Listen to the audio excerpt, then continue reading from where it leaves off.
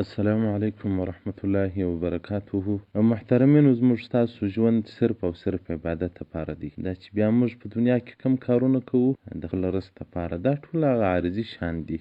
اصل کې مقصد او هدف په ژوند کې ټول عبادت دی. نو که څوک دا تصور وکړي چې د مولوي صاحب د دومره ډېر شیان راوښول بس ده، بره به هغه عملي کړو. هغه ورور ته زه دا وایم چې په دنیا له څنګه چې مړېده نسته، باید په عبادت هم سړی نسي مړ. په دنیا کې موږ هېڅوک تر اوسه نه ولیدی چې یو تاجر دی، هغه باره کښېني پر کور باندې وایي زه موړ ځم، زه یې نه کوم، باره تجارت نه کوم، کسب نه کوم. سپین ږیری سي هغه تاجر په دفترو په دکان کې بیا خلک پر خاندي، زامن په شرمېږي، بیا نو دی له دکانه وګرځېږي. تر هغه وخته پورې دی د دنیا کسب کاروبار نه پرېږدي. نو چې په دنیا دغه دنیا نه مړېږي چې هغه حلنکې یو حساب دی، بیا په ورځ قیامت ورکوو، دې موږ نه مړېږو. نو په عبادت خو بیخي باید موږ ماړه نه سو، باید همیشه تږي تږي یو او وږي وږي عبادت ته یو. هر څوک د عبادت لار راښیي او هر څوک ښه عبادت راښیي، باید موږ هغه په ځان کې عملي کړو. رسول الله صلی الله علیه وسلم بارک یو خادم و ابي سلام نومېدی.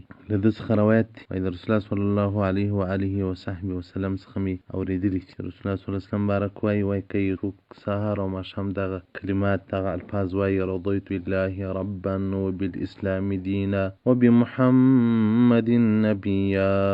دغه کلمات رضیت بالله ربا، راضي یم په الله جل جلاله سره چې خدای مې دی، وبالاسلام دینا، راضي یم په اسلام سره چې دین مې دی، وبمحمد نبیا، او راضي یم په رسول الله صلی الله علیه وسلم بارک سره چې نبی مې دی. وایي کان حقا علی الله عز وجل، پر الله جل جلاله باندې دا حق په ورځ قیامت به دغه بنده راضي کړي او الله به ځین راضي سي. نو چې الله د سړي راضي سي، ټول شام په خیر دی، هم قبر په خیر کې دی، هم قیامت ورځ په خیر دی چې الله راضي. ټول انبیاو چې دومره تکالیف کول، ټول مسلمانان چې دومره تکالیف کوي، د الله د رضا دپاره کوي. او دغه رنګه صحابي څخه روایت دی چې وایي د رسول الله صلی الله علیه وسلم خادم د حمص په مسجد کې و، نو یو سړی راتېرېدی، بیا نورو خلکو ورته وویل چې دا د رسول الله صلی الله علیه وسلم بارک خادم دی او د ده خدمت کړی دی.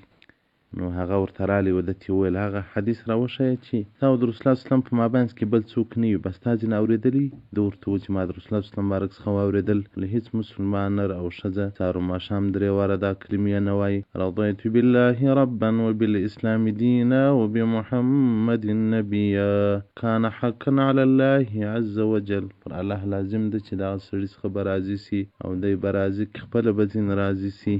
حدیث رقم 302 911 کتاب دعا د امام طبراني رحمت الله علیه مبارک. نو دا یو لږ الفاظ دي، خو حقیقت کې ډېر څه نغښتي دي. الله چې راضي سي، د الله د رضا سره به جنت لازم وي.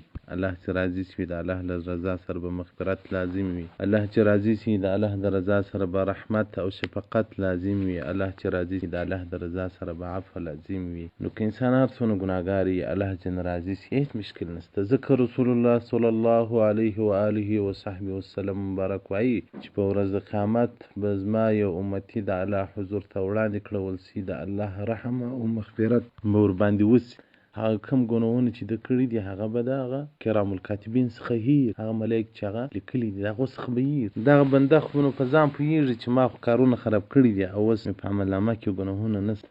نو بیا به الله جل جلاله ورته ووایي چې بلا کیفه چې دغه دې نه و کړی په دنیا کې، دی وایي و یاره به کړي مې دي. ډېر به شرمنده یو. په الله جل جلاله وایي ما در بخښلي دي، د ملایکو څه مې هیر کړل، بس ځه جنت ته. د الله رضا غټ شی دی، الله دې راسره راضي سي. الله جل جلاله دې د ده رضا را نصیب